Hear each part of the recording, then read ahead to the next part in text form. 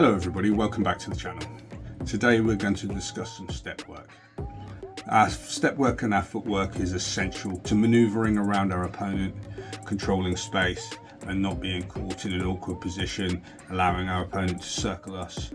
We want to be the ones circling our opponent, moving across the offside, moving outside their strikes, inside their lines, jamming them and accessing their space, destabilise their step work.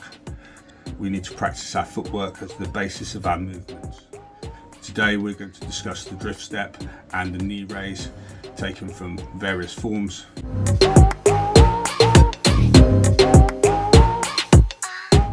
The drift step is a step from our normal stance, coming into the centre and moving out. This step can allow us to move inside our opponent's leg and crash in against the inside of their thigh, destabilising the stance, moving round outside their body, allowing us to take their balance on their hip, or moving back, moving our legs out of strike range, and generally increasing our mobility, allowing a larger step than the rat step, but having more vulnerability to sweeps and more vulnerability in the pelvis than the rat step, as your pelvis is carried through. So we take our stance, gripping the floor, and we bring our knees together and thrust our knee out, making sure not to turn the foot too far, but thrust outward with the side of the knee and the side of the shin, landing firmly and gripping our pelvis.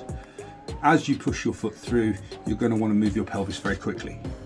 Be conscious of your stance, pelvis gripped, groin tucked up, and we push off our toe, driving our pelvis through. Bringing our knee together, pushing our pelvis forward and driving our weight forward through the knee, landing at the toe, driving in, gripping our stance. This is a very powerful step against an opponent who's moved onto our offside, is maybe in an orthodox stance to our southpaw stance. So we're right foot forward if they're left foot forward, and we move in and they step around us. So now they've stepped around to our outside, we can then drift in, crashing against their step as they step.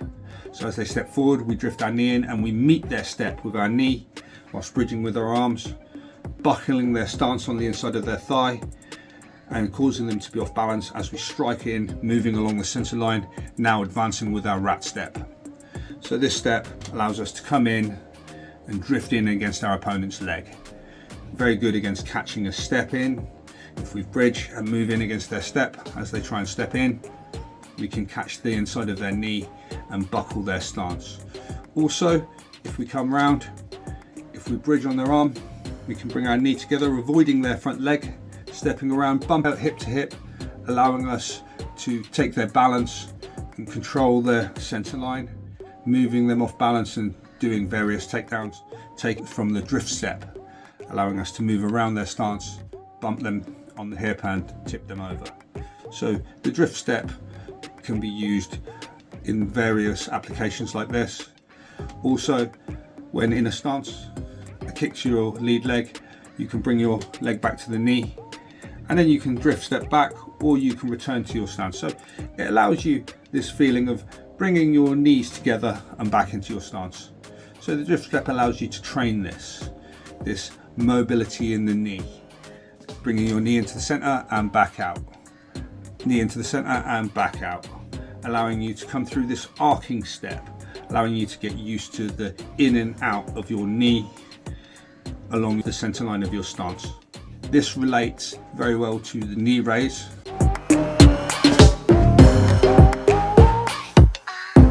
The knee raise used in various other forms.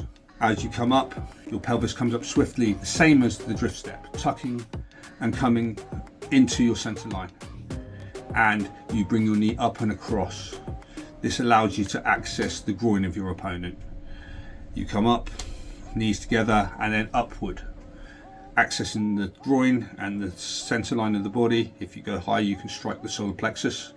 Also, as you bring your knee up, you can then fire kicks from this position. It allows you to train the flexibility of the hip on the knee raise, tucking the pelvis and bringing your knee up very high. I can bring my knee up and hold it and come down and kiss the top of my knee very easily. It allows me to train my suppleness This allows me to kick with various stomps to the hips and center line of the body with ease, because my knee will come up very easily. So it's worth training your balance, holding your pelvis and bring your knee up as high as you can, and use this knee raise energy to practice your balance and your stability and your suppleness and your ability to bring your knee up very high. Also, the knee raise is the main defense against kicks on the low line. So you come across your body. A kick to the groin can be deflected on your shin. A kick to the outside of the thigh can be met on the inside of the knee with your knee raise. You will always want to meet incoming kicks as high up the kick as you can. If somebody kicks around and you can come across your body with your rear leg and meet them on their kneecap with your bent knee raise as they kick, you may be able to cause damage to their leg and move in with the same forward and outward drift step energy, bridging into their stance after you've damaged their leg on the kick. So if they kick on your thigh, maybe you can knee raise high up their leg, meeting their knee as they swing round with your bent knee, causing them to hyperextend. As you land forward into their stance, you can bridge on their hands and use various hands techniques to dominate them.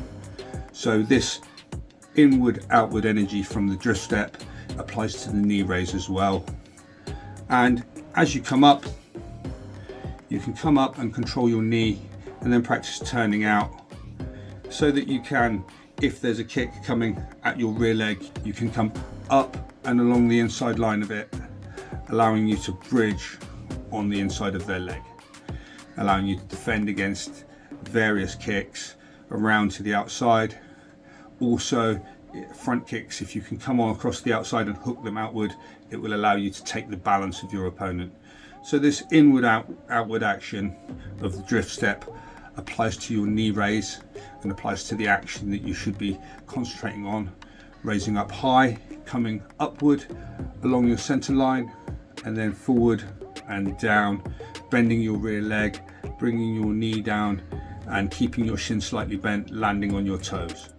So you come upward and outward, and in the drift step you come inward and outward. So they are very similar, and I put them in a category there where they can be trained together, allowing you to practice your mobility and practice various attacking and defending positions with your legs. So thank you for watching, and I will see you in the next video.